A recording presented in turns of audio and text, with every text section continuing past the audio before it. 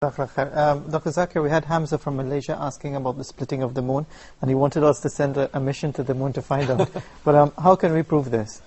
As far as we know that there are few hundred miracles which are Prophet in Muhammad Sallallahu Alaihi Wasallam, mentioned the Sahih Hadith, some in the Quran, and one mentioned the Quran, Shaqul Qamar, the splitting of the moon. There have been researches done which do say that there are certain fissures in the moon which can be attributed to this miracle of the Prophet. As far as I am concerned, what I believe, that all the earlier prophets that came, Musa alayhi salam, Isa alayhi salam, that time was the time of miracles, was the time of mu'jiza. Like Musa alayhi salam gave life to the dead.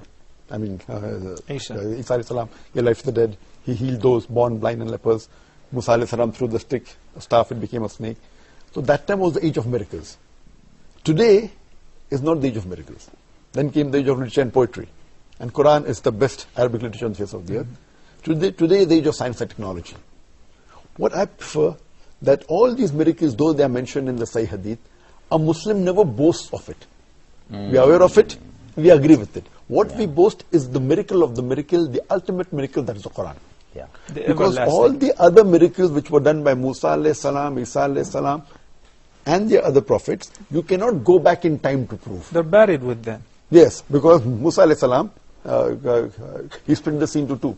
But today we cannot go back in time to prove whether it happened or not. There can be signs, but we can't go back in time. Isa alayhi salam gave life to the dead. If I say that, give me proof, we can't go back 2000 years back and prove he gave life to the dead. Those were miracles that satisfied the people of that time.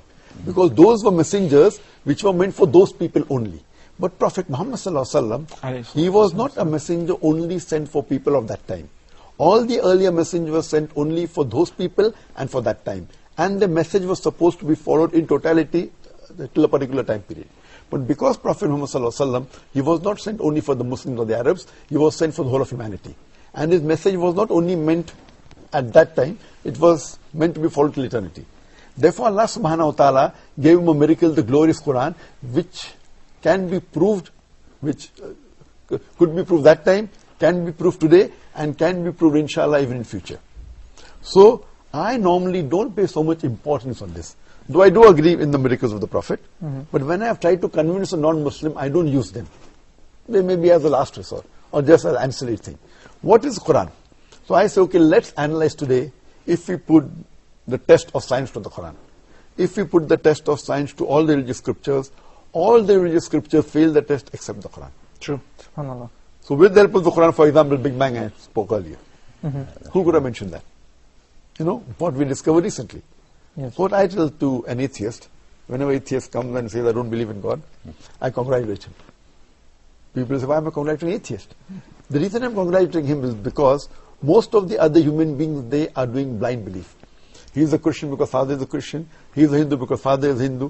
Many Muslims are Muslim because father is a Muslim. Yes. So this atheist is thinking, that, he may be coming from a religious background. The reason I congratulate him because he has said the first part of the Islamic Shahada, La ilaha, that there is no God. The only thing I have to do is Allah. So it's a half congratulation. It is not a full one. Oh, yes, congratulations, because half my job is done. To the other non-Muslim who believes in a false God, first I'll have to prove to him the God he's worshipping is wrong, and then prove to him what to Allah subhanahu wa ta'ala. Yeah, half my job is done.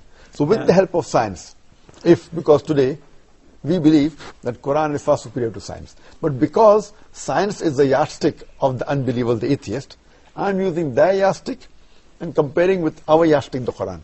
And I prove that the Quran is far superior. So with the help of the latest technology what science has developed, trying to say that Quran is already mentioned 14 years back, that gives more authenticity to the Quran and proves it is an infallible book and the word of Allah subhanahu wa ta'ala. So using the scientific modern knowledge about Big Bang, about geology, about geography, so I've written a book. And today, we know the Quran has more than 6,000 verses, out of which more than 1,000 speak about science.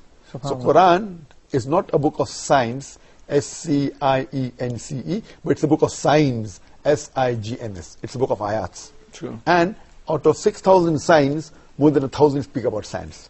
So this way, mashallah, if you hear my talk on Quran, modern science, very interesting. We can prove to a non-Muslim existence of Allah subhanahu wa ta'ala, as well as Quran is the miracle of miracles. So what we boast is about Muhammad sallallahu alaihi wasallam. That is the reason Allah says in Surah Ankabut chapter 29 verse 48 that we made the last and final messenger an ummi, so that the blabbers of vanity will not take an excuse that he wrote the book. SubhanAllah. Though even the most intelligent man cannot write the book. And ummi means? Unlettered. Unlettered. Unlettered. Illiterate. Illiterate.